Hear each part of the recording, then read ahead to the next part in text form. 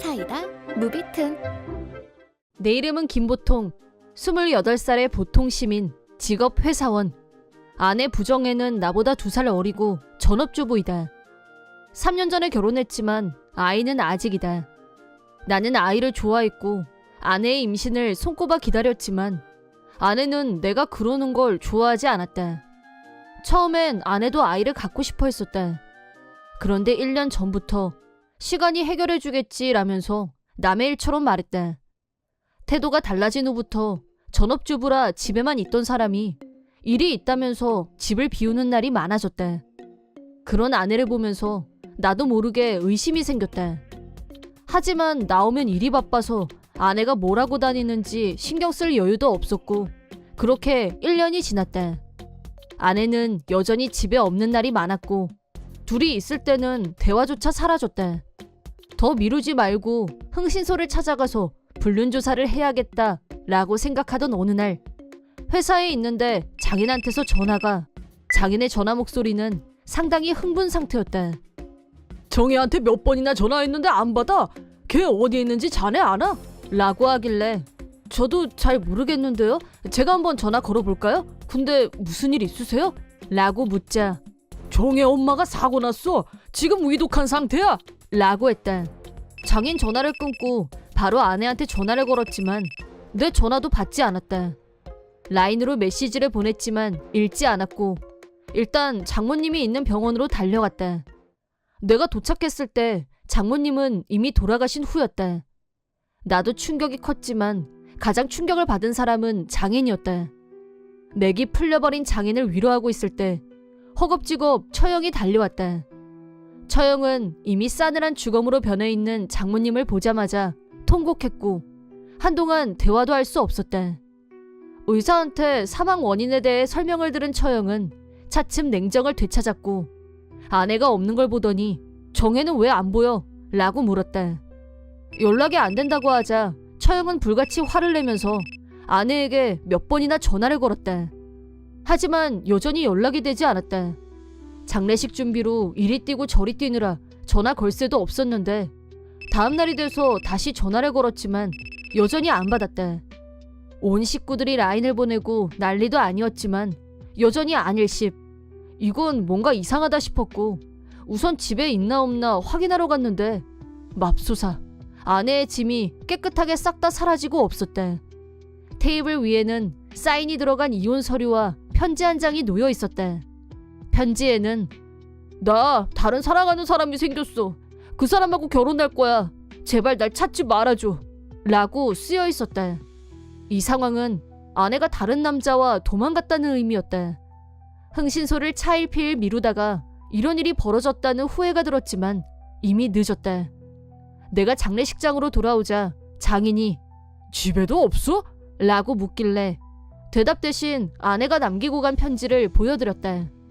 지금 생각하면 그런 걸 보여드릴 때가 아니었는데 그땐 나도 제정신이 아니어서 제대로 생각하고 행동할 상황이 아니었다.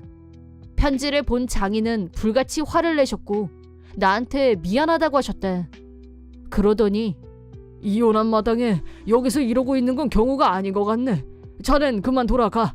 라고 하셨지만 두 분 잘못도 아닌데 경황 없는 장인과 처형을 그냥 두고 갈 순 없었다. 장례를 치르고 나서 이혼 서류를 접수하기로 했다.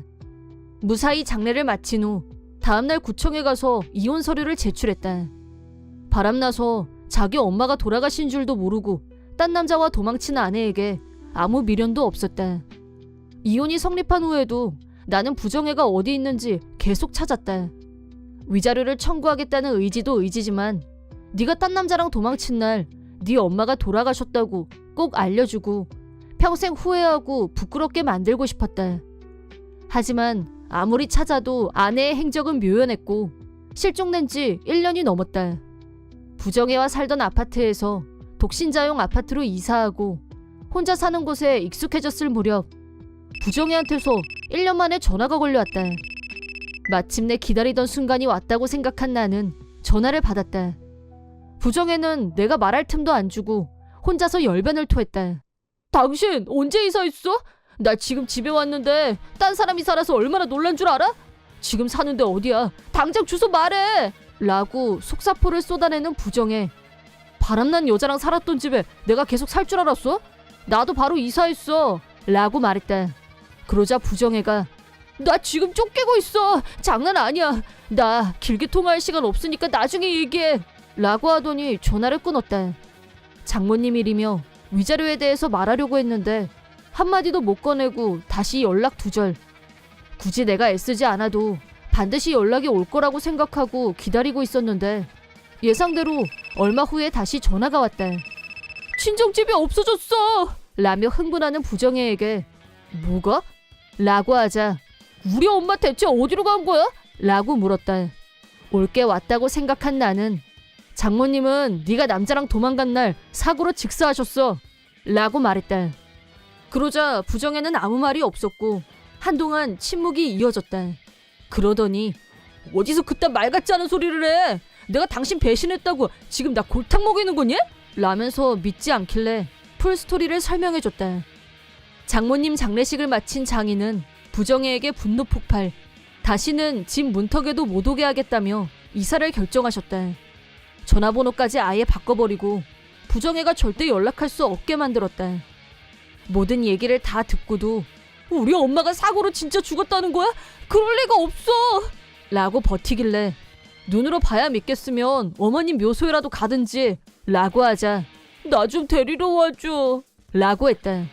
위자료 얘기를 해야 됐기 때문에 차라리 잘 됐다 싶어서 부정애가 지정한 장소로 가자 정신이 반쯤 나간 모습으로 기다리고 있었다. 차에 태워서 장모님 묘지에 데리고 가자 묘석에 새겨진 장모님 이름을 보고 멘붕. 내가 자세한 사고 경위를 설명하자 마침내 부정애는 폭풍 눈물을 쏟았다.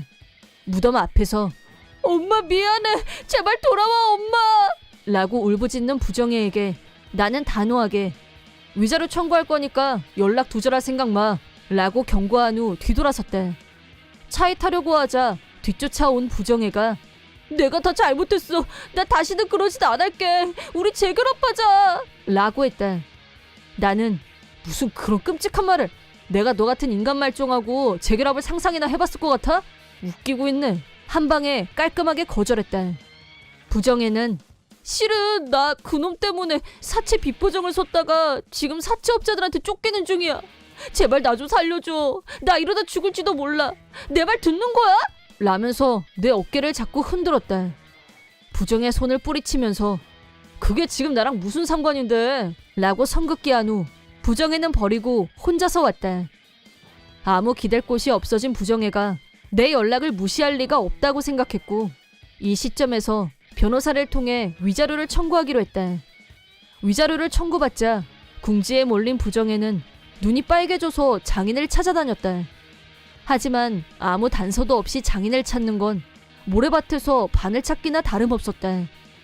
사채빚에 쫓기는 신세다 보니 수중에 돈도 없고 잠잘 곳도 없어서 노숙자나 다를 바가 없었다. 일단 급한 대로 위자료라도 갖고 내 기분을 맞춰줄 생각이었는지 부정애는 다시 사채빚을 내서 위자료를 일시불로 입금했다. 결국 빚은 더 크게 늘어났고 사채업자에게 잡힌 부정애는 다시 행방불명이 되고 말았다. 아마도 사채업자들에게 붙잡혀서 어디론가 끌려가서 강제 노동에 시달리며 돈벌이를 하고 있지 않을까 싶다. 내가 장인에게 그 얘기를 하자 장인은 나 대신 제대로 복수해줘서 고맙네. 자네 덕분에 내 분이 좀 풀린 것도 같네. 라고 하셨다. 나는 위자료 문제도 해결됐고 장모님 일도 부정애한테 얘기했기 때문에 더 이상 부정애에게 볼 일이 없었다. 여러 의미에서 부정애와 완전히 결별한 나는 마침내 자유의 몸이 됐다. 이혼 후 2년이 지난 지금 새 여친을 만났고 결혼도 생각하면서 진지한 만남을 갖고 있다. 첫 결혼은 실패로 끝났지만 재혼한다면 절대 같은 실패를 반복하고 싶진 않다. 따라서 상대를 고르는 문제도 심사숙고해서 결정하는 건 물론 신뢰관계를 튼튼히 쌓아가는 중이다. 한편 전 장인과는 아직도 서로 안부를 확인하는 좋은 사이로 지내고 있다. 전 장인도 처형도 모두 건강하게 잘 지내고 있고 전 장모의 3주기에 셋이서 같이 성묘를 가기로 약속했다. 남자 셋의 우정과 의리가 앞으로도 계속되길 바란다. 이번 영상은 어떠셨나요? 재밌게 보셨다면 구독, 좋아요에 댓글까지 달아주시면 감사하겠습니다. 그럼 다음 영상에서 만나요.